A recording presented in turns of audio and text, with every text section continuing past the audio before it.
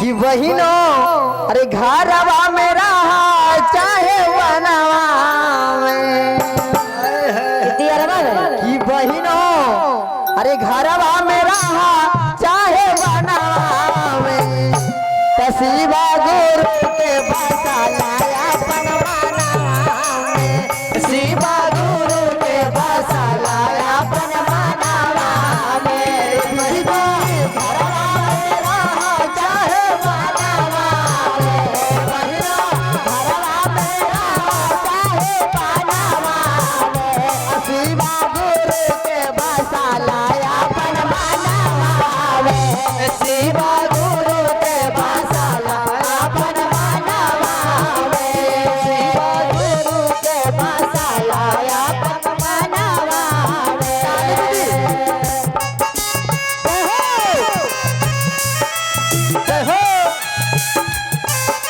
क्या बात है ताली भोला जी करते बेकार है चर्चा में तेरा इंतजार है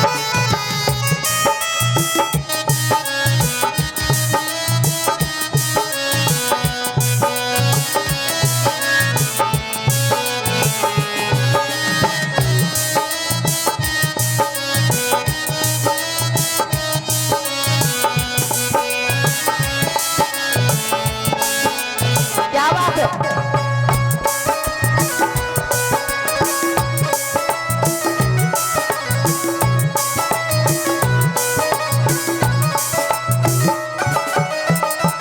और क्या कहते हैं दीदी क्या है तब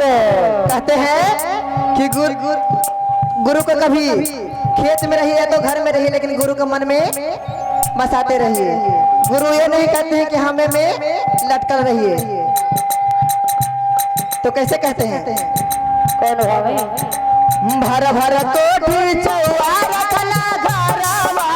में सखी भर भर कोठी चौआ रखला घरवा में आए गो खुदियो ना जइतो तो हर संघवा में आए गो खुदियो ना जइतो तो हर संघवा में गो खुदियो ना जइतो तो हर संघवा में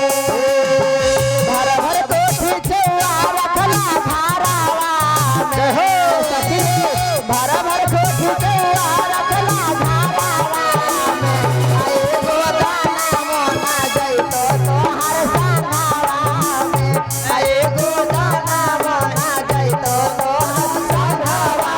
में आए गो खुदी नहीं जइतो तोरा संघवा में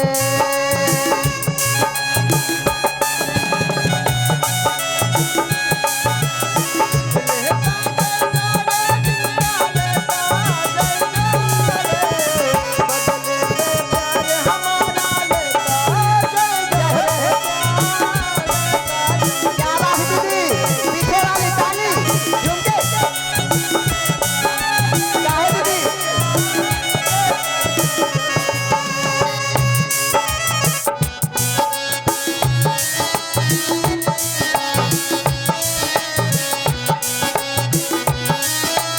ताली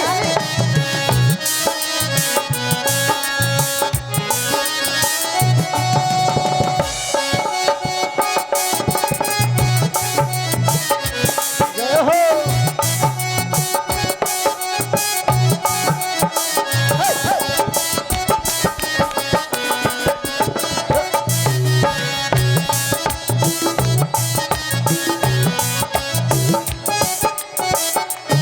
और कैसे कहते हैं और क्या है तब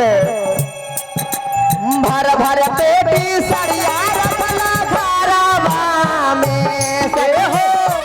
भर पेटी रखला सरिया घरवा में सखी हो भर भर पेटी सरिया रखला घरवा में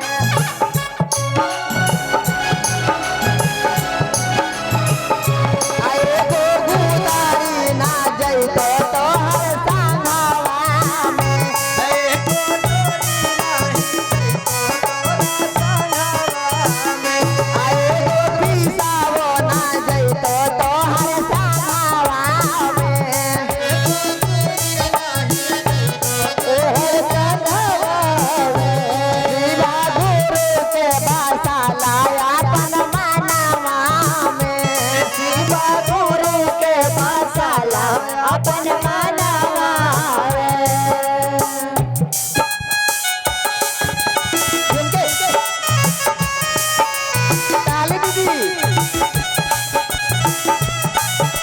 काहे दीदी भोले शिव शंकर को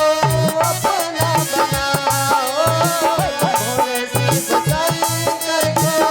अपना बनाओ। काहे दीदी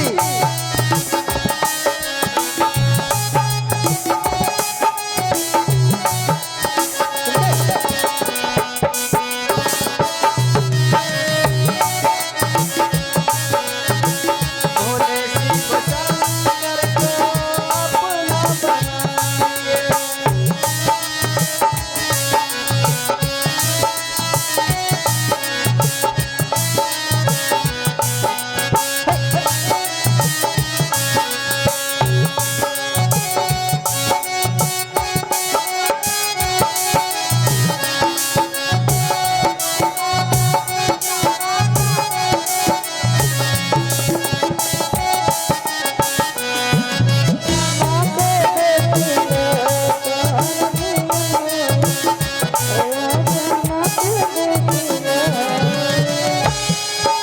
और क्या कहते हैं और क्या है काजल सब लोग क्या करते हैं कि सोना पे सोना चांदी पे चांदी बना बना के पेटी में धर लेते हैं कि आगे चल के हमको काम आएगा। तो काम तो आएगा दीदी लेकिन वहाँ कौन काम आएगा तो कैसे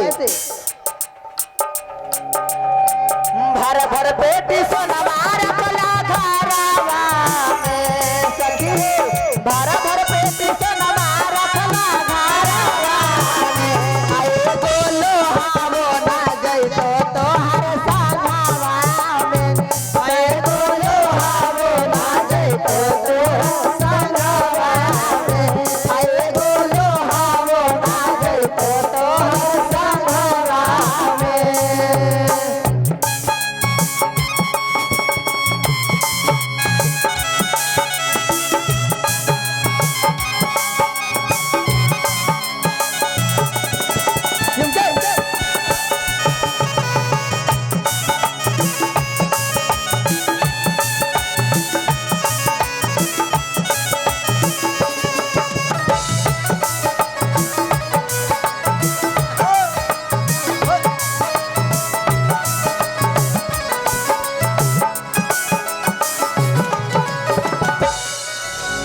और क्या कहते हैं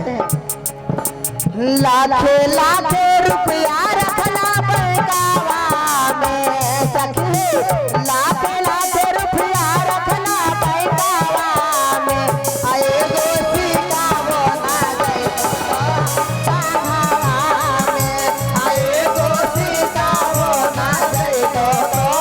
साधावा में आशीर्वाद के बासा लाया बनमाना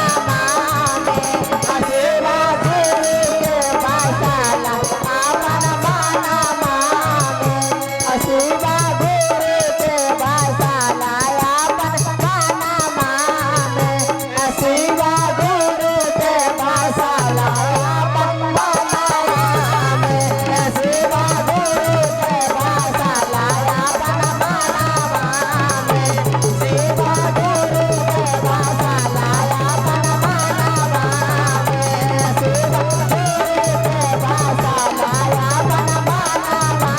में सेवा गुरु के बासा लाया बनमाना में सेवा गुरु। तो प्रेम से शंकर भगवान की जय। हर महादेव की जय।